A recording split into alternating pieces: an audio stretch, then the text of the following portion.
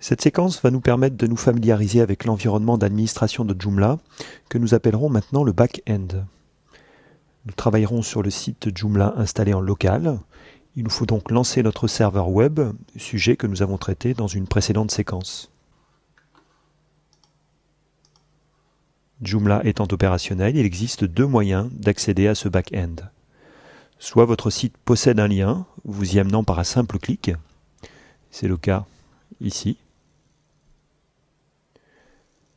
Ou alors, vous saisissez l'URL adéquate dans la barre d'adresse, qui se compose tout simplement de l'URL racine suivie d'une barre de fractions et de administrator, c'est ce que l'on voit ici.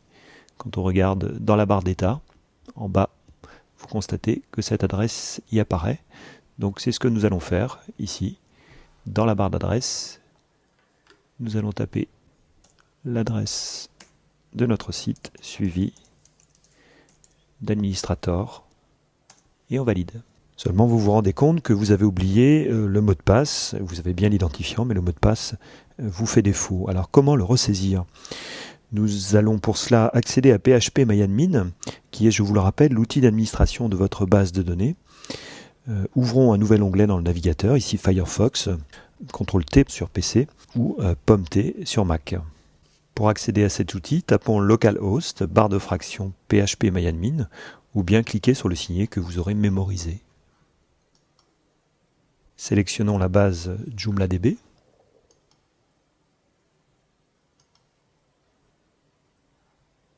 Localisons la table JOS Users qui est ici et cliquons dessus. Le bouton Afficher qui se trouve ici permettra de lister les données de cette table. Nous constatons qu'un utilisateur existe, mais le mot de passe n'est pas celui que nous attendions. Nous avons une longue suite de chiffres et de lettres. Un crayon apparaît au début de cette ligne. Cliquons dessus pour modifier les données. Sélectionnons le mot de passe actuel dans le champ Password. Effaçons-le. Et saisissons le bon mot de passe, ici admin.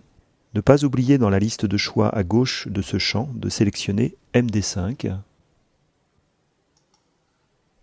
MD5 est un procédé d'encodage d'une chaîne de caractères permettant ici de sécuriser les données du champ password. Descendons en bas du formulaire et cliquons sur Exécuter pour valider les changements. Nous pouvons maintenant fermer phpMyAdmin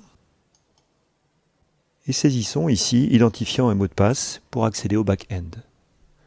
Nous avions créé admin et nous venons de changer le mot de passe.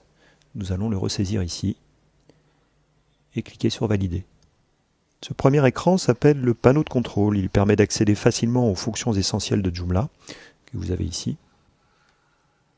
Sur la droite, une suite d'onglets vous permettra d'accéder à la liste des utilisateurs connectés, aussi bien dans la partie back-end que dans la partie publique, le front-end, de lister les composants, également installés actuellement sur cette version de Joomla. Alors ces composants, nous y reviendrons, mais ce sont de véritables micro-applications qui viennent se greffer à Joomla.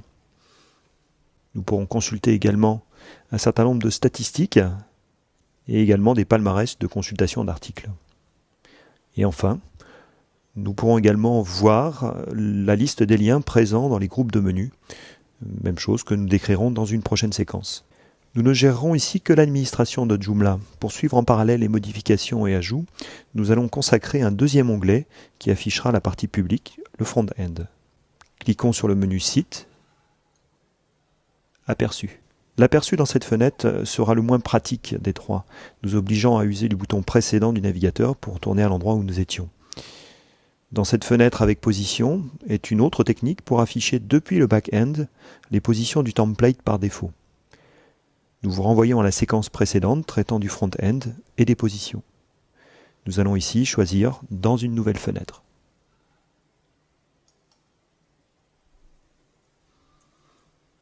Il vous suffira ensuite de faire des allers-retours entre le back-end et le front-end de Joomla.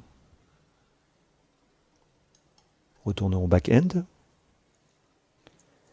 En accédant au back-office de Joomla, en vous identifiant, vous avez ouvert une session utilisateur.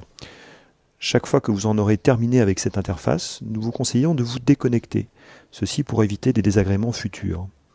En effet, chaque fois qu'un administrateur ouvre un article, administre un composant, un verrou est posé par Joomla qui empêche un autre utilisateur d'accéder en même temps à cette ressource. Vous déconnecter dans les règles de l'art déverrouillera la ressource, ce qui ne sera pas vrai dans le cas contraire. Nous verrons, rassurez-vous, dans une prochaine séquence, comment solutionner un tel incident.